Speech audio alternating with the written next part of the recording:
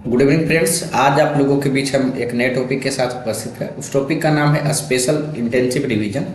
आज हम लोग इस टॉपिक के डिस्कशन के दौरान देखेंगे कि स्पेशल इंटेंसिव रिवीजन है क्या, चुनाव आयोग के द्वारा किन शक्तियों का प्रयोग करते हुए स्पेशल इंटेंसिव रिवीजन कराया जा रहा, इसके बारे में संविधान में क्या प्रावधान है, जो वेरियस जो स्टैट्यूट है, जो कानून है उसमें क्या प्रावधान है, जो रूल्स है उसमें क्या प्रावधान है, किस तरीके से इसको कंडक्ट कराया जा रहा है, किस तरीके से इस प्रोसेस के दौरान जो कठिनाइयाँ आती है उसके बारे में डिस्कशन करेंगे, क्या चुनौतियां हैं और क्यों जरूरी है और क्या वे फॉरवर्ड है। एज ए कम्पिटिटिव स्टूडेंट आपको इन सारे मुद्दों को जानना चाहिए। और क्योंकि करंट में है, अभी आप देख रहे हैं कि पूरे कंट्री में एसआईआर का मुद्दा छाया हुआ, सुप्रीम कोर्ट से लेके जन अवेयरनेस से लेके सारे जगह पर यह चीज़ चला है।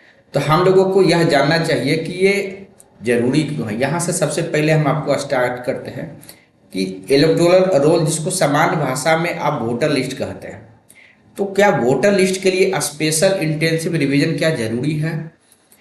तो इसके बारे में सबसे पहले आपको यह जानना चाहिए कि चुनाव आयोग के द्वारा किन शक्तियों के माध्यम से इसका विरोध किया जाता है।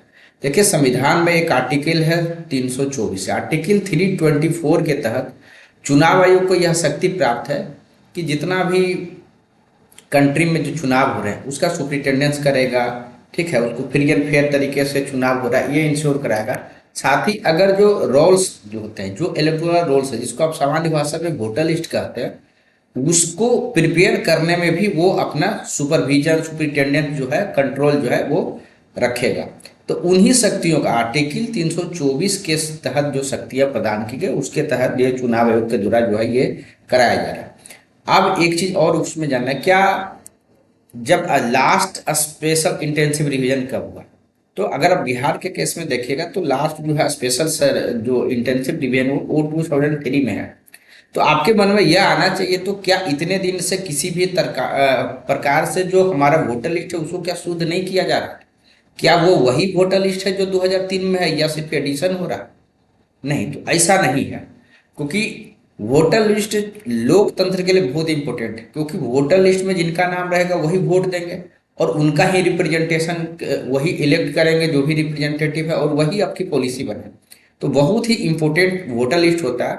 तो इसमें आपको यह ध्यान रखना चाहिए, एक एक्ट है रिप्रेजेंटेशन ऑफ पीपल्स एक्ट 1950, इसके तहत उस एक्ट में यह प्रावधान किया गया है कि इलेक्टोरल जो आपका वोटर लिस्ट जो है उसको शुद्धता के लिए चुनाव आयोग को वेरियस तरीके का रिवीजन का शक्ति दिया गया है। अब उसके आगे जब हम लोग बढ़ेंगे तो देखेंगे कि किस प्रकार से जो है शक्तियां हैं और क्या है, तो वो हम लोग बारी बारी से आगे हम लोग उसमें देखेंगे। तो उसमें सबसे पहले आपको यह देखिए कि स्पेशल इंटेंसिव रिवीजन क्या है और दूसरे अन्य तरीके के जो रिवीजन है उनसे कि ये कैसे भिन्न है। तो जैसा हम आपसे डिस्कशन कर रहे थे कि क्या वोटर लिस्ट 2003 के बाद बिहार के केस में क्या कभी नहीं उसको शुद्ध किया गया, तो ऐसा नहीं है। एनुअली भी जो है रिवीजन होता है, हर साल जो है स्पेशल डेट अनाउंस होके चुनाव आयोग के द्वारा ये वोटर लिस्ट को शुद्ध किया जाता है। शुद्ध करने का मीनिंग क्या होता है, सिंपल भाषा में आपको बता रहे हैं कि वोटर लिस्ट में क्या हो सकता है कि हम किसी का नाम या तो जोड़ सकते हैं या किसी का हटा सकते हैं, या कोई अगर एक जगह से दूसरे जगह अगर शिफ्ट होते हैं तो वो शिफ्टिंग का काम हुआ, यही तो है। एडिशन कब होगा, जब कोई हमारे जो योग्यता रखते हैं, यानी 18 वर्ष से ऊपर जो हो जाएगा। निर्धारित डेट है, पहले जो है सिर्फ 1 जनवरी का आर्ता तिथि था, वर्तमान समय में जो है जनवरी, अप्रैल, आपका अक्टूबर और अगस्त, एक ये 4 तिथि जो है निर्धारित किए गए हैं कि उस तिथि को अगर 18 वर्ष किसी का पूरा हो रहा है तो वो आपका अहर्ता रखता है, क्वालिफाइंग डेट जिसको आप कहते हैं। तो जिसका आप 18 ईयर्स हो गया उस डेट पे, तो वो आप अपना वोटर लिस्ट बना सकता है। तो हर साल क्योंकि वो पॉपुलेशन ग्रो हो रहा है उस हिसाब से डेमोग्राफी चेंज होगा, तो यानी एडिशन हो रहा। उसी तरीके से क्या होगा कि जो हमारे कुछ पर्सन क्या होंगे कि मृत्यु भी होगी तो उनका नाम हटना चाहिए। उसी तरीके से कोई व्यक्ति जो है, आप देख रहे हैं कि किस तरीके से हमारे कंट्री में बहुत तेजी से जो है अर्बनाइजेशन हुआ है। अर्बनाइजेशन कहने का मीनिंग है कि लोग शहर की तरफ मूव हुए, यानी अपने नेटिव प्लेस से दूसरे जगह पर मूव हुए। बहुत सारे लोग दूसरे राज्य में जाके बसे हैं, दूसरे सिटीज में बसे हैं, तो यह भी एक है, ताकि उनका जो पुराना वोटर लिस्ट होगा वो नए जगह भी जाके बना लिए होंगे, तो डुप्लीकेसी का मैटर है।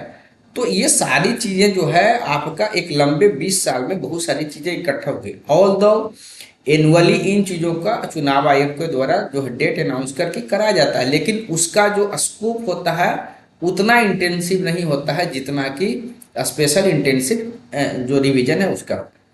उसी तरीके से एक अन्य प्रकार का भी रिवीजन होता है, एनुअल रिवीजन जिसको हम बता रहे हैं, वह हर वर्ष होता है। हर वर्ष चुनाव आयोग के द्वारा तिथि जो है निर्धारित कराया जाता है, और जो है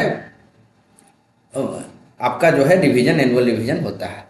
स्पेशल सर्वे रिवीजन भी एक होता है। जब किसी भी राज्य में आपका अगर चुनाव होता है, क्योंकि चुनाव के समय इसकी महत्व और बढ़ जाता है, तो ऐसे समय में स्पेशल डेट अनाउंस करके स्पेशल समरी रिवीजन भी होता है। तो दो रिवीजन आपको ध्यान रखना है। एनुअल रिवीजन जो हर साल जो है चुनाव आयोग के द्वारा कराया जाता है। जनरली जो है आप देखिएगा कि 1 जनवरी को ड्राफ्ट रोल आता है, और फाइनली जो है आप देखते होंगे कि 25 जनवरी को बहुत सारे नए वोटर्स को जो है दिया जाता है वोटर कार्ड, आप देखते होंगे न्यूज में भी। तो ये प्रक्रिया हर साल होती है, लेकिन चुनाव जिस साल होता है किसी राज्य में, वहाँ पर स्पेशल जो है समरी रिवीजन भी होता है, ताकि कोई भी वोटर जो एलिजिबल वोटर है, यानी जो हमारे योग्य वोटर हैं, कोई छूटे नहीं। अब कोई अयोग्य जो वोटर है, जो इनएलिजिबल वोटर है, वो उसमें लिस्ट में ना रहे, यही पर्पस है। अब जो स्पेशल इंटेंसिव रिवीजन है, इसका भी वही पर्पस है, यानी कॉन्स्टिट्यूशनल जो मैंडेट है वो वही है कि एक भी व्यक्ति जो है, जो एलिजिबल है वो छूटे नहीं, और जो अयोग्य है वो उसमें रहे नहीं। ये आप अब उसमें अगर आप इन चीज़ों को समझिएगा तो आप समझ पाएंगे ये हम कैसे इंश्योर कर सकते हैं। तो ये इसीलिए इसमें क्या है कि हाउस टू हाउस वेरिफिकेशन होता है। अब आपको यह ध्यान रखना पड़ेगा कि हाउस टू हाउस वेरीफाई करने कौन जाएगा। तो इसके लिए जो है हर बूथ पे एक कर्मी प्रतिनियुक्त होते हैं, जो एनुअली भी काम करते हैं, उसको बोलते हैं बीएलओ, यानी booth level officers. Booth level officers क्या करते हैं, हाउस टू हाउस जाते हैं।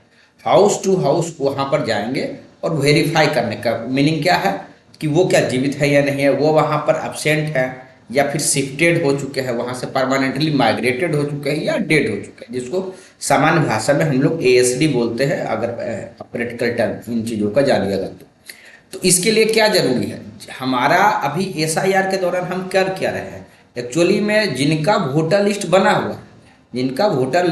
हुआ फर्स्ट स्टेप में पहले हम लोग उनको कवर करते हैं कि उनके घर जाते हैं, और जितना प्री फिल्ड फॉर्म होता है, जिसको आप इनुमरेशन फॉर्म जिसको आप बोलते हैं, वो प्री फिल्ड आता है, यानी जो सर्वर पे डाटा है, किसी व्यक्ति का नाम है, एज है, सारा डिटेल्स उनका, बहुत सारा डिटेल्स प्री फिल्ड रहेगा उनका डिटेल्स, उसको जाके डिस्ट्रीब्यूट करते हैं।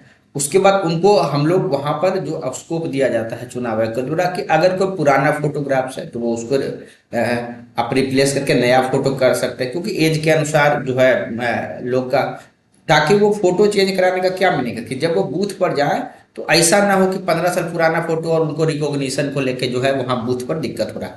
अद्यतन फोटोग्राफ्स रहेगा तो हर प्रोसेस पे जो है चुनाव का जितना भी कंडक्ट ऑफ इलेक्शन है उसमें आपका हेल्प होगा। तो उसमें आप देखिएगा कि जब एसआईआर होता है तो उसमें पुराने फोटो की जगह एक नए फोटो का स्कोप जो है दिया जाता है। तो एक चीज हो गया। दूसरा, उसमें ये इन चीज़ों का प्रावधान रहता है, जब वो बीएलओ हाउस टू हाउस जाएंगे तो जानकारी प्राप्त करेंगे कि वो वहाँ है या नहीं है। तो फर्स्ट जब कभी भी प्रोसेस होता है तो उसमें क्या करता है कि जो प्री फिल्ड फॉर्म है वो बीएलओ जाते हैं और घर घर इन चीज़ों को बांट देते हैं। जितने भी उस घर के होंगे, अगर कोई रिलेटिव मेंबर्स होंगे या घर के कोई मेंबर्स होंगे तो उनको डिस्ट्रीब्यूट कर दिया जाता है। कोशिश किया जाता है कि अगर वो खुद रहें तो खुद दे दिया जाता है। तो हाउस टू हाउस वेरिफिकेशन जो है आपका, ये इसका एक मेन चीज़ हो गया। दूसरा क्या है कि उसको वेरिफिकेशन करना कि वो व्यक्ति परमानेंटली शिफ्टेड है, एब्सेंट है या डेड है, वो करना। और ये सारा प्रोसेस जो है आपका टाइम बाउंड में होता है। तो यानी इसी को आप स्पेशल इंटेंसिव रिवीजन जिसको हम लोग कह रहे हैं वो वही है। यानी इलेक्ट्रल जो हम लोगों का हेल्थ पैरामीटर्स है, जैसे व्यक्ति का हेल्थ पैरामीटर्स हो, उसी तरीके से जो हमारा वोटर लिस्ट है उसकी शुद्धता हो जाए, उसका इंटीग्रिटी बढ़ जाए, इसीलिए स्पेशल जो है इंटेंसिव रिवीजन जो है कराया जाता रहा है। अब इसमें हम लोग देखते हैं कि किस आधार पे जो है चुनाव आयोग इन चीज़ों को करता है। जैसे हम शुरुआत बिगिनिंग में आपको बताया था कि आर्टिकल 324 में जो है इलेक्शन कमीशन को यह पावर है कि वो कंडक्ट जो इलेक्शन है उसका सुप्रिंटेंडेंस कर सकता है, या उसकी जो आप कह सकते हैं डायरेक्शन या कंट्रोल सब जो है चुनाव आयोग करता है। और स्पेशली जो वोटर लिस्ट है, जो रोल तैयार होता है, उसको भी सुप्रिंटेंडेंस करता है। इसका भी प्रिपेयर कराना एक तरीके से चुनाव आयोग का मेन काम में से है। तो उसकी शुद्धता के लिए ये जो है प्रोग्राम कराया जा रहा है। तो यानी आर्टिकल 324 हो गया जो कॉन्स्टिट्यूशनल मैंडेट है। उसके बाद हम आपको बताया कि आरपी एक्ट जो 1950 है, इसका सेक्शन 21 में लिखता है कि चुनाव आयोग जो है रिवीजन कर सकता है। 3 तरीके का रिवीजन हम आपसे चर्चा किए। एनुअली जो रिवीजन होता है, चुनाव के साल जो होता है वो स्पेशल समरी रिवीजन होता है, और पीरियोडिकली कभी जैसा चुनाव आयोग का डिस्क्रिप्शन पर वो डिसाइड करते हैं। जैसे लास्ट 2003 में बिहार में हुआ, तो अभी ये लगभग जो है 20 साल के बाद जो है आपका स्पेशल इंटेंसिव डिवीजन हो रहा है। तो ये स्टैट्यूट है। अब देखिए हमेशा एक्ट और रूल्स में देखिए ध्यान रखिएगा, ये जो रूल्स है आरपी एक्ट 1950, क्योंकि एक एक चीज एक्ट में लिखा जाता है, तो रूल्स क्या होता है ना, उसी को पूरा डिटेल से इलाबोरेट करता है। एक्ट का में देखिएगा कि जनरली शॉर्ट रहेगा, और उसी का पूरा डिटेल्स जो है आपका रूल्स में आएगा। तो उसी के तहत एक रूल्स जो है बना है रजिस्ट्रेशन ऑफ इलेक्टर्स रूल्स 1960 करके। उसमें ये पूरा दिया गया है कि वोटर लिस्ट में किसी का कैसे नाम जुटेगा, कैसे हटेगा, और क्या प्रक्रिया है, किस तरीके से पब्लिश होना है।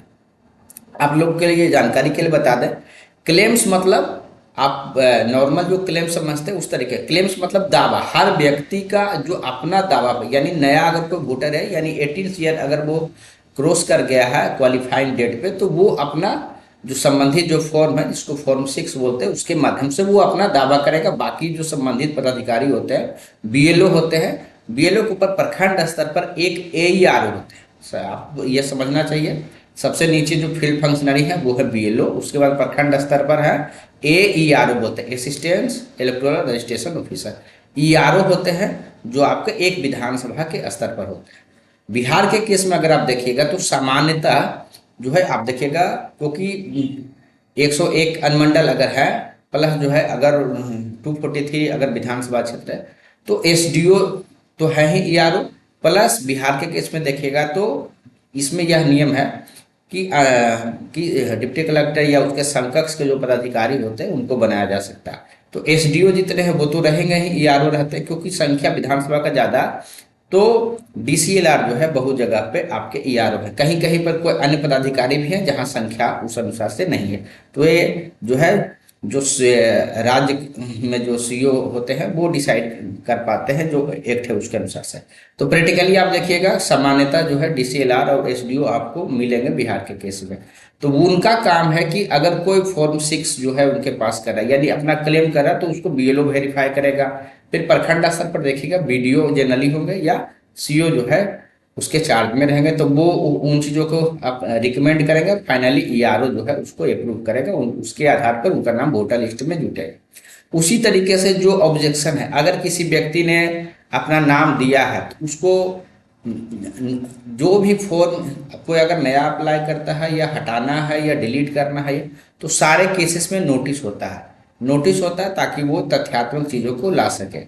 तो उसी तरीके से अगर कोई ऑब्जेक्शन देता है, अगर कोई व्यक्ति अप्लाई करता है, तो पब्लिकली नोटिस किया जाता है कि इतना लोग जो है आवेदन दिए हैं, वो सबकी सूची जो है वेबसाइट पर भी रहती है, और पब्लिकली भी जो है जो ऑफिस होते हैं वहाँ पर डिस्प्ले किया जाए। अगर किसी को ऑब्जेक्शन होता है कि यह व्यक्ति इस बूथ का नहीं है या इस क्षेत्र का नहीं है, तो भी जो है नोटिस होता है, और फाइनली जो है एक स्पीकिंग ऑर्डर पास करने के बाद जो है उसका नाम ऐड किया जाता है। तो इस तरीके से आपको जो संबंधित बीएलओ हो गए, जो आप पंचायत स्तर पर एईआरओ, प्रखंड स्तर पर या विधानसभा के स्तर पर आपको ईआरओ फाइनली उस रोल को बनाने में हेल्प करते हैं। तो इन चीज़ों को आप समझ गए होंगे। अब हम लोग एसआईआर की प्रक्रिया को देखें कि एसआईआर में एक्चुअली में होता क्या है। तो सबसे पहला चुनाव आयोग जो है अपने आर्टिकल 324 के शक्तियों को प्रयोग करते हुए नोटिफाई करेगा। उसमें सारा डिटेलिंग होगा कि किस दिन कब तक फॉर्म डिस्ट्रीब्यूशन किया जाना है। फॉर्म डिस्ट्रीब्यूशन उसका फर्स्ट स्टेप होता है जिसमें प्री फिल्ड होता है, यानी वोटर लिस्ट में जो डाटा होता है उस आधार पर प्री फिल्ड होता है, उसको डिस्ट्रीब्यूट किया जाता है। फिर उसके बाद बीएलओ क्या करेगा कि जब वो सबमिट करेंगे, फिल करने के बाद जो भी वोटर्स होता है उसको कलेक्ट करेगा और उसको वेरीफाई करने के बाद जो है वो AERO और फिर AERO के पास जाएगा। तो जिसका भी रिकमेंड हो गया वो सभी का नाम, यानी जिसका रिकमेंड हो गया प्लस जिसने फॉर्म सब वापस कर दे। तो फर्स्ट स्टेप में क्या होता है कि जितना का फॉर्म वापस हुआ, अभी उस पर किसी भी प्रकार के इस स्टेप पे अभी जांच नहीं हो रहा, जांच के लिए आगे की प्रक्रिया। तो जिन्होंने इनुमरेशन फॉर्म वापस दे दिया वो सभी का नाम ड्राफ्ट वोटर लिस्ट यानी ड्राफ्ट इलेक्टोरल रोल में जो है पब्लिश होगा। ड्राफ्ट इलेक्टोरल रोल में जब पब्लिश हो गया उसके बाद जो भी नोटिफिकेशन रहेगा इलेक्शन कमीशन का उसमें आपका क्लेम्स एंड ऑब्जेक्शंस रहेगा, यानी ड्राफ्ट ERO के द्वारा पब्लिश कर दिया गया। अब किसी व्यक्ति का हो सकता है कि इन्यूमरेशन फॉर्म वो सबमिट नहीं कर पाए किसी कारण से या डॉक्यूमेंट्स नहीं था उनके पास, तो इन चीज़ों को ध्यान में रखते हुए वो भी अपना क्लेम कर सकते हैं। क्लेम करने का मतलब संबंधित फॉर्म फिलअप करके वो दे सकते हैं। या जब पब्लिक डोमेन में जाता है तो बहुत सारे यह ऑब्जेक्शन कर सकते हैं कि यह व्यक्ति तो डेड है, यह व्यक्ति जो है हमारे विधानसभा का नहीं है। तो उन ऑब्जेक्शन पे भी जो है फिर क्लेम्स एंड ऑब्जेक्शन का जो पीरियड होता है इसके बीच में जो है आपको सुनवाई होता है। और उसके बाद जो है अगर किसी का नाम हटाया जाता है तो स्पीकिंग ऑर्डर पास करना मस्ट है। उसमें पूरा डिटेल्स होता है कि इस व्यक्ति को किस आधार पे जो है इसमें हम रोल में नाम है और इसको हम लोग हटा रहे हैं। किसी भी तरीके का काउज हो सकता है, या तो परमानेंटली वो शिफ्टेड हो सकता है या मृत हो सकते हैं। तो उस तरीके का चीज जो है आपका क्लेम्स एंड ऑब्जेक्शन का जो पीरियड है उसमें किया जाता है। इसके लिए जो भी स्टिपुलेटेड टाइम जो है चुनाव आयोग के द्वारा दिया जाता है, उसके बाद फिर फाइनली कुछ का एडिशन होगा कुछ का फिर डिलीशन होगा। उसके बाद जो फाइनली जो रोल होता है वो फाइनल पब्लिकेशन होता है। तो इस सारे प्रक्रिया से आप समझे होंगे कि घर घर जाते हैं तो उसकी शुद्धता बढ़ जाती है कि अगर कोई मृत होंगे या वहाँ नहीं रह रहे होंगे, कोई व्यक्ति दो जगह का नाम होगा या एक ही बूथ पर बहुत बार दो बार नाम किसी व्यक्ति का रह जाता है, तो इस इन सारे चीज़ों को हटा दिया जाता है ये इस प्रोसेस के माध्यम से। ठीक है, अब है कि इसके बारे में थोड़ा हम लोग जाने कि इसके बारे में रेशनल क्या क्या लॉजिक है कि हम लोग SIR करा रहे हैं जब एनुअल सर्वे रिवीजन हो रहा और स्पेशल सर्वे रिवीजन भी हो रहा। तो इसका मेन वही है कि जो हेल्थ है यानी इलेक्टोरल जो हेल्थ आप कह सकते हैं जो वोटर लिस्ट है उसकी शुद्धता उसका इंटीग्रिटी जो है बढ़ा देना। स्पेशली क्या होता है कि अगर जो मृत व्यक्ति है बहुत बार क्योंकि किसी का नाम हटाने से बहुत बार जो BLO है वो एनुअल सर्वे रिवीजन में छोड़ देता है, या तो वो अपने स्लैकनेस के कारण या फिर किसी उतना ड्यूटीफुली नहीं कर पाए, तो उनका नाम बहुत सारे मृत लोगों का जो है छूट जाता है। तो वो उसके कारण क्या होता है जब चुनाव होता है तो चुनाव एक अन्य दिक्कत भी है, क्योंकि अब देखिए जी किसी का जितना वोटर लिस्ट रहेगा एक बूथ में उसी हिसाब से एक सीमित है। जैसे मान लीजिए कि 1200 वोटर से अधिक किसी बूथ पे नहीं होना। अगर आप किसी का नाम नहीं हटा रहे हैं तो नया पोलिंग स्टेशन क्रिएट करना पड़ेगा। अगर तो चुनाव के समय एक तरीके से ह्यूमन रिसोर्स उसके बाद इकोनॉमिक जो बर्डन भी पड़ेगा। तो ये सारा प्रोसेस जो है ये चुनाव आयोग के लिए भी वो आप कह सकते हैं एक चैलेंजेस के रूप में रहता है। तो हमारा उनका नाम अगर रहेगा तो अच्छा है। दूसरा क्या होता है कि अगर कोई मृत व्यक्ति का नाम नहीं है या उनका नाम नहीं है जो वहाँ नहीं रहते, तो ऐसे केसेस में बोगस वोटिंग भी रुक सकता है। बहुत बार ऐसा हो सकता है कि अगर कोई मृत व्यक्ति उनका नाम है क्योंकि फोटो इस तरीके का रहता है, अगर उनका आइडेंटिफाई जो भी पोलिंग ऑफिशियल्स हैं अगर नहीं कर पाए तो बोगस वोटिंग हो सकता है। तो इसलिए यह जरूरी है कि बोगस वोटिंग नहीं हो, इसलिए वह जरूरी है कि मृत व्यक्ति का नाम रहे, क्योंकि हमारा कम से कम जो है पोलिंग स्टेशन रहे। और उसके बाद जो रेशनलाइज भी पोलिंग स्टेशन यानी बूथ जो बनता है, अगर हर बूथ पे वोटर्स की संख्या कम रहेगी तो कम समय में लोग वोट दे पाएंगे, वो लाइन उतनी लंबी नहीं रहे। उसके कारण क्या होगा बहुत सारे लोग आप देखिएगा चुनाव वाले दिन उतना निकल के नहीं जाते हैं, बहुत सारे जो क्यू वगैरह देख के, तो वो पार्टिसिपेशन बढ़ेगा। VTR में हम लोगों का बढ़ सकता है, VTR बढ़ सकता है यानी वोटर टर्नआउट बढ़ सकता है। तो जितने ज़्यादा लोग उसमें शामिल होंगे इलेक्शन में उतना आपका डेमोक्रेसी जो है मजबूत होगा, क्योंकि अधिक से अधिक लोगों का वॉइस जो है आपका उसमें शामिल होगा। तो ये सारा प्रोसेस जो है आपका उस तरीके से इम्पोर्टेंट है। दूसरा है कि कोई जो चुनाव हुआ वो भी शुद्धता के साथ होना जरूरी है। तो अगर कहीं पर अगर गलत लोगों का नाम है जो वहाँ नहीं रह रहे हैं या मृत है, अगर बोगस वोटिंग हो सकता है, तो वो हमारा जो फेयर एंड ट्रांसपेरेंट जो चुनाव है वो आपका नहीं रह पाएगा। इसलिए इस अगर हम लोग SIR का पॉजिटिव साइड में देखें तो इलेक्टोरल जो फेयरनेस है वो हमारा बढ़ेगा। दूसरा हम आपके साथ चर्चा किए कि जो आपका पोलिंग स्टेशन है वो भी रेशनलाइज हो जाता है, यानी अब मृत की संख्या अगर हटाएंगे, शिफ्टेड की संख्या हटाएंगे, तो हमको एडिशनल बूथ नहीं बनाना पड़ता है। तो बूथ की संख्या रेशनलाइज रहती है, उसमें वोटर की संख्या उतना ही रहते हैं। साथ ही वोटर स्लिप उसको बोलते हैं। आप देखिएगा कि चुनाव के कुछ दिन पहले मतदाता पर्ची, जिसको आप सामान्य भाषा में कहते हैं, डिस्ट्रीब्यूट किया जाता है। उसमें उसके से क्या फायदा होता है, उसमें यह रहता है ना कि उस वोटर लिस्ट में कितने सीरियल नंबर पर है वो लिखा होता है। सीरियल नंबर आप अगर उस उसके कारण क्या होता है, जब आप वोटिंग करने जाते हैं सीरियल नंबर बताइएगा, तो जो वहाँ पर पोलिंग ऑफिसर्स है वो इजीली आपको रिकॉग्नाइज कर पाते हैं और उस पेज पर जाता है। तो सारी प्रक्रिया अच्छे से आपका हो जाता है, आपका क्यू भी नहीं लगता, आप इजीली वोटिंग करते हैं उन चीज़ों। तो ये सारा जो है एसआईआर के फायदे हैं। पार्टिसिपेशन बढ़ेगा, वीटीआर बढ़ेगा, डेमोक्रेसी मजबूत होगा, ये सारे पॉजिटिव। अगर सब कुछ पॉजिटिव है तो फिर आप कह सकते हैं कि इतना मीडिया में या कोर्ट में जो विपक्ष है वो क्यों जा रहे हैं, या क्या कुछ भी कभी नहीं। तो कोई भी चीज़ का जैसे है कि कुछ पॉजिटिव्स होते हैं तो कुछ निगेटिव होते हैं। तो यहाँ कॉस्ट बेनिफिट देख के ही डिसीजन लिया जाता है। तो अगर आप इसके बारे में देखिएगा कि क्या क्रिटिसिज्म हो रहा है मीडिया में, या फिर अपोजिशन पार्टी के द्वारा, या फिर कि जो भी क्रिटिक्स हैं या एक्सपर्ट हैं उनके द्वारा किस तरीके का जो है तो उठाया जा रहा है, तो उसमें सबसे एक जो बात उठ के आ रहा है कि बहुत सारे लोग हो सकता है कि वो डिसफ्रेंचाइजमेंट हो जाए। मतलब कहने का मीनिंग क्या है कि अगर कोई व्यक्ति, आप देखिएगा कि माइग्रेंट वर्कर बहुत होते हैं। कोई हर व्यक्ति अपने घर पर नहीं, जब वो इनोवेशन फॉर्म भरने गया तो हो सकता है वो अपने घर पर ना रहे, वर्किंग के कारण वो दूसरे राज्य में रहे, दूसरे सिटी में रहे, क्योंकि टाइम बाउंड प्रोसेस होता है। तो वो असंभव है, ऐसा संभव है कि वो अपना फॉर्म नहीं फिल कर पाए और उनका नाम रोल में नहीं रहे। तो ये एक जो है आपका चुनौती है, क्योंकि माइग्रेशन, इंट्रा माइग्रेशन, राज्य के अंदर का भी माइग्रेशन है और राज्य से बाहर का भी माइग्रेशन है। तो इंटर स्टेट भी माइग्रेशन है बिहार के केस में, या किसी अन्य राज्य के केस में भी समझ सकते हैं। तो या इंट्रा जो स्टेट है, राज्य के अंदर ही वेरियस सिटीज के अंदर हो सकता है। तो उसमें अगर वो फिलअप नहीं कर पाएंगे तो जो रोल होता है ड्राफ्ट में उनका नाम नहीं आएगा, उनका नाम जो है कट सकता है, यानी उनको वोट देने से कट, मतलब कि आप कह सकते हैं बाहर हो सकते हैं। ठीक है।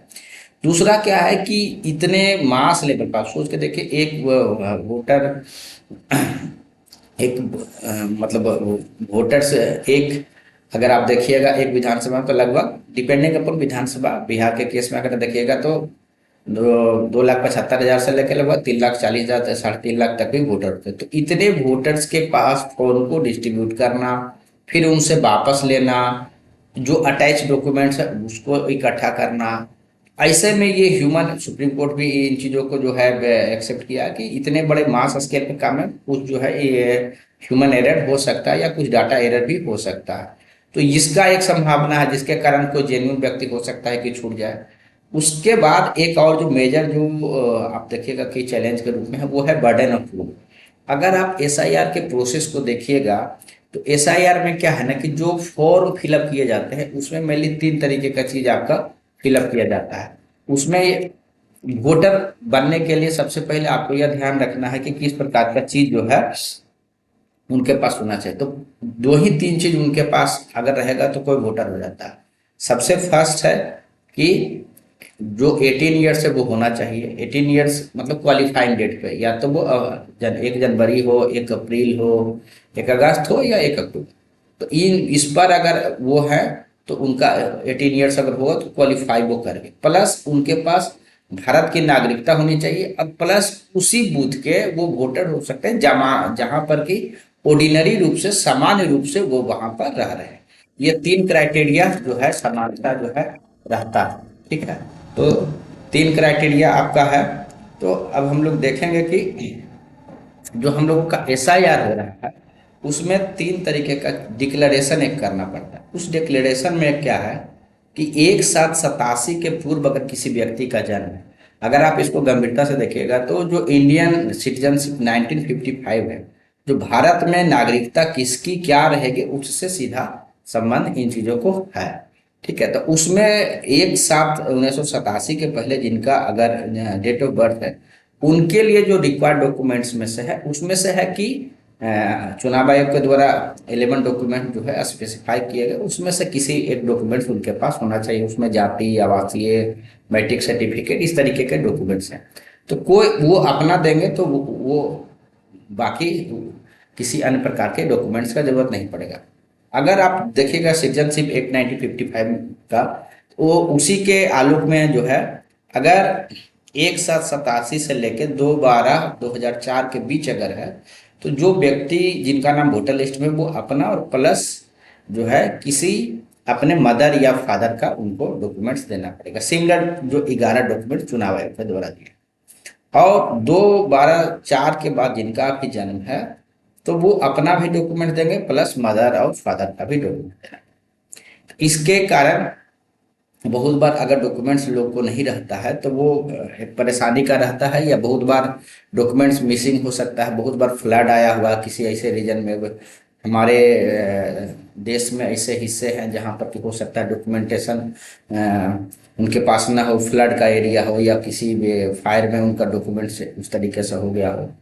तो ये इसके कारण क्या होता है कि क्रिटिक्स का ये डिमांड जनरली रहता है कि थोड़ा जो टाइम बाउंड है उसको टाइम थोड़ा सा जो है अधिक से अधिक दिया जाए, ताकि किसी का डॉक्यूमेंटेशन के कारण जो है ना छूटे। तो ये एक ही रहता है। दूसरा दूसरा क्या है कि जब कभी भी जिस स्टेट में पोल बाउंड स्टेट है, यानी कि जहाँ चुनाव होने वाला है, तो ऑल्दो ये कॉन्स्टिट्यूशनल मैंडेट के तहत है, स्टेचुटरी जो प्रावधान है उसके तहत है, लेकिन एक अपोजिशन को एक मौका तो मिल जाता है कि चुनाव के समय जो है एक तरीके से मैनिपुलेशन हो रहा है।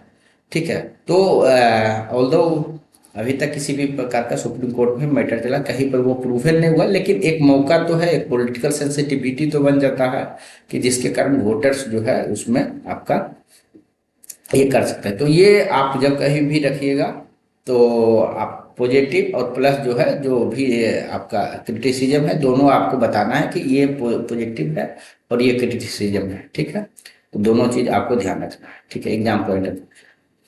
तो ये हम लोग जो है बिहार के केस में हम लोग अभी चर्चा कर रहे थे। तो अब आपको पता है कि इसको शुद्धता से कराने के लिए क्या जरूरी है। अगर आप देखिएगा चुनाव में सबसे जो मेजर स्टेक होल्डर होते हैं एक तो वोटर्स ऑफ कोर्स है, प्लस राजनीतिक दल जो है वो बहुत ही उसके मेजर स्टेक होल्डर, क्योंकि उनके ही कैंडिडेट जो है हर जगह पर जो है इलेक्ट होते हैं।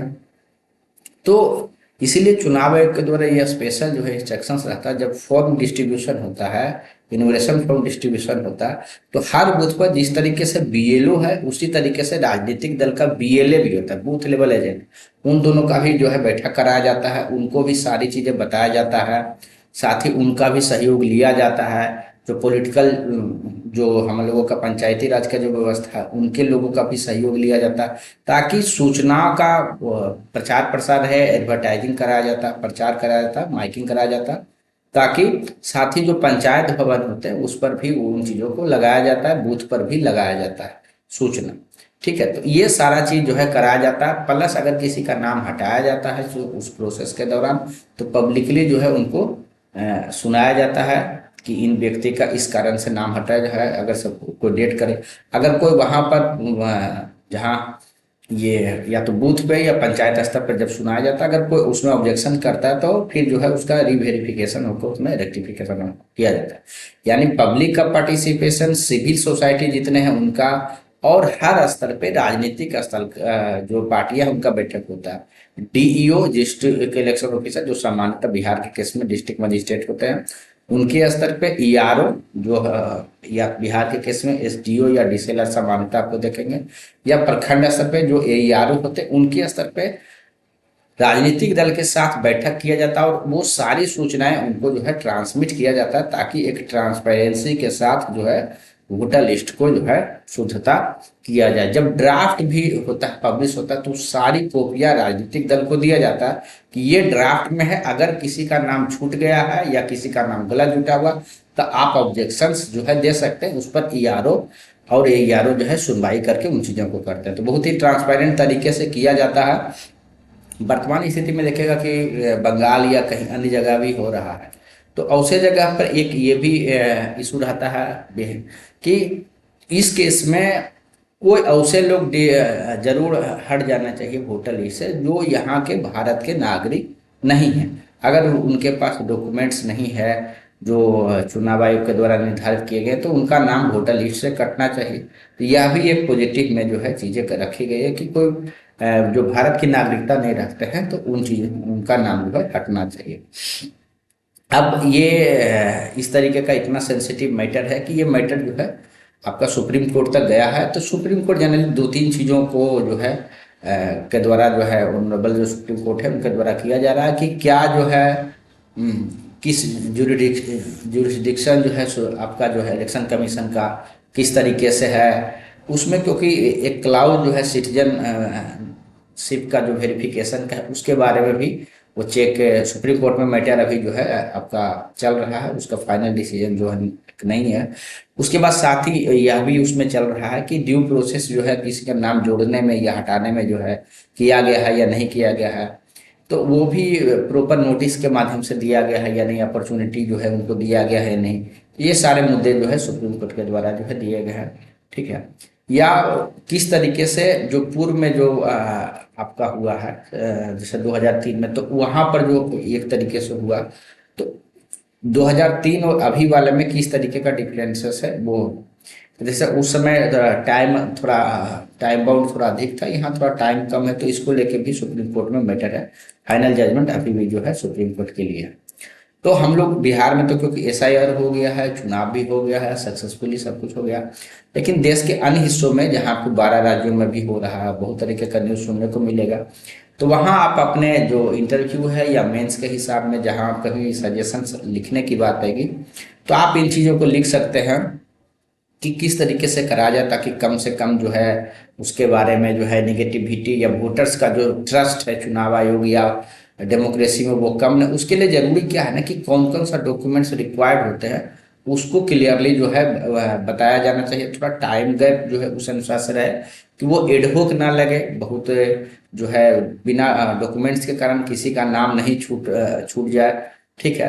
तो ये क्या है कि उसके बाद क्या है कि मैकेनिज्म होना चाहिए अपील का। जैसे वर्तमान स्थिति में भी अपील का प्रोविजन है। सपोज किया जाए कि किसी ARO को अगर कोई SDO या DCLR के द्वारा अगर किसी का नाम काट दिया जाता है तो वो जो है DM के पास वो जा सकते हैं और वो वहां पर डिस्ट्रिक्ट मजिस्ट्रेट के पास 30 दिन के अंदर अपील कर सकते। अगर डिस्ट्रिक्ट मजिस्ट्रेट के द्वारा भी उनकी बातों को नहीं सुना जाता है तो चीफ इलेक्टोरल ऑफिसर जो बिहार में सबसे हाईएस्ट जो मुख्य निर्वाचन पदाधिकारी होंगे उनके पास भी अपील में जा सकते हैं। यानी जो है अपील का प्रावधान यहाँ भी है और अन्य राज्यों में भी होगा। तो ये चीजें जो है होना चाहिए कि क्योंकि किसी का भी व्यक्ति का नाम गलत तरीके से ना कटे, ये रहना चाहिए। प्लस जो है ये अगर उसमें उस तरीके का भी फैसिलिटेशन के बारे में हम लोग सजेस्ट कर सकते हैं कि जहाँ जो माइग्रेंट वर्कर है या फिर जो डेली वेज वाले वर्कर्स है वहाँ पर उस तरीके का कुछ हो जाए कि मोबाइल कैंप्स टाइप सा हो जाए ताकि वहाँ पर उन लोगों को कम से कम जो है नाम कटे वहाँ पर। ये इन चीज़ों को साथ ही जो है डिजिटली जो है यूजर फ्रेंडली जो है प्लेटफॉर्म बनाया जाना चाहिए कि जो घर से थोड़ा दूर पर भी है तो वो रहे। तो वर्तमान समय में भी जो है डिजिटली जो है प्रोवाइड किया गया कि अगर कोई घर पे इनोमिनेशन फॉर्म जिनको नहीं रिसीव हुआ तो वो जो है ऑनलाइन डाउनलोड करके उन चीज़ों को वो ऑनलाइन भी फिलअप कर सकते हैं। साथ ही क्योंकि इतने मास लेवल पे डाटा जो है आपका कलेक्ट हो रहा है तो एक डाटा भी सेफ गार्ड रहे, क्योंकि आपको पता है कि आधार या इन चीज़ों को अन्य चीज़ों के लिए मैनिपुलेशन हो सकता है। तो डाटा सेफ्टी के बारे में भी जो है चुनाव आयोग को स्पेशल केयर करना चाहिए। साथ ही है कि जो पूरा प्रोसेस है, क्योंकि ये कॉन्स्टिट्यूशनल मैंडेट है, संवैधानिक रूप से है, एक्ट के तहत है, लेकिन उसको बहुत ही जो इतने स्टेक होल्डर हैं, जितना सिविल सोसाइटी है, पॉलिटिकल पार्टीज है, तो या अन्य जो भी कोई इंटरेस्टेड ग्रुप है, तो वो सभी का ट्रांसपेरेंट तरीके से जो है एक एक सूचना ट्रांसमिट होना चाहिए, उनके साथ डायलॉग होना चाहिए और उनके भी जो सजेशन है सारों को एकोमोडेट करते हुए ये इन चीज़ों को कराया जाना चाहिए। प्लस जो भी डाटा है वो अगर किसी ऑडिट के द्वारा जो है अगर जिसका नाम जुड़ा है या हटा है उन चीज़ों को चुनाव आयोग के द्वारा जो है पब्लिश किया ही जाता है। उसके बारे में ऑडिट डाटा यानी किसी तरीके का जो है आपका ऑडिट डाटा कि हाँ ये सही किया, वो भी जो है ट्रांसपेरेंसी से जो है आपका पब्लिश होना चाहिए। तो ये हम लोग जो है अपने आंसर्स में या अपने उन चीज़ों में सजेशन में बता सकते हैं। तो आप देख सकते हैं कि किस प्रकार से चुनाव आयोग जो है एसआईआर जो है कराता है और क्यों जरूरी है ये इन चीज़ों के बारे में। साथ ही आपको लगता है वोटर लिस्ट में एक रोल ऑब्जर्वर भी होता है, जैसे वोटर लिस्ट यारों के द्वारा बनाया गया तो उसमें जो डिस्ट्रिक्ट इलेक्शन ऑफिसर्स होंगे, डीएम होंगे, या फिर रोल ऑब्जर्वर जो कमिश्नर होते हैं सामान्यतः, अलग अलग राज्य में भी वेरिएशन हो सकता है, तो उनके द्वारा भी औचक रूप से इंस्पेक्शन किया जाता है। उसका सर्टेन परसेंटेज जो है डिफाइंड रहता है, तो वो भी चेक किया जाता है कि जो ड्यू प्रोसेस है उसको फॉलो हुआ है या नहीं हुआ है, इन चीज़ों के बारे में। साथ ही जो एक एक सूचना होता है वो मीडिया के माध्यम से जो है पब्लिक तक शेयर किया जाता है। डिस्ट्रिक्ट इलेक्शन ऑफिसर के जो जनरली डीएम होंगे उनके द्वारा सूचना जो है ट्रांसमिट किया जाता है, ताकि मीडिया के माध्यम से एक एक सूचना लोग तक रहे। बीएलओ के और बीएलओ का कंटिन्यूस बैठक होता है, राजनीतिक दल के साथ बैठक होता है, तो इन सारे चीज़ों के साथ जो है ये रहता है। और ओवरऑल आप देखिएगा तो यह जो हम लोगों का वोटर लिस्ट है उसके शुद्धता के लिए बहुत जरूरी है, और ताकि हमारा जो डेमोक्रेसी है वो मजबूत रहे। एक भी जो अयोग्य वोटर है वो उसमें ना रहे वोटर लिस्ट में, और जो योग्य वोटर है वो किसी भी तरीके से नहीं छूटे। तो ये जो है एक तरीके से इसमें आपका बहुत ही एक तरीके से अच्छा ये स्टेप है। हाँ, टाइमिंग को लेके आप जिस तरीके से हम लोग जो है कि डिसीजन में चर्चा के उसको लेके एक डिबेट जो है हमेशा रहता है, ठीक है। तो ये हम लोग देख लिए कि किस प्रकार से जो है एसआईआर का पूरा प्रोसेस होता है, क्यों जरूरी है, कि किस तरीके से बिहार में सक्सेसफुली जो है फर्स्ट बार कराया गया, और अन्य राज्यों में चल रहा है किस तरीके का जो है चुनौतियां उसमें आ सकती है, हम लोग सारा डिस्कशन किए। और क्या वे फॉरवर्ड हो सकता है, ये सब हम लोग डिस्कशन किए। तो आने वाले दिन में अगर इसमें सुप्रीम कोर्ट का कुछ जजमेंट आता है तो वो अपने वैल्यू एडिशन में आप जो है ऐड कर ले सकते हैं, ठीक है। तो थैंक यू वेरी मच, उम्मीद करते हैं कि आपको वीडियो अच्छा लगेगा, और आप चैनल को लाइक सब्सक्राइब जरूर कीजिए। Thank you.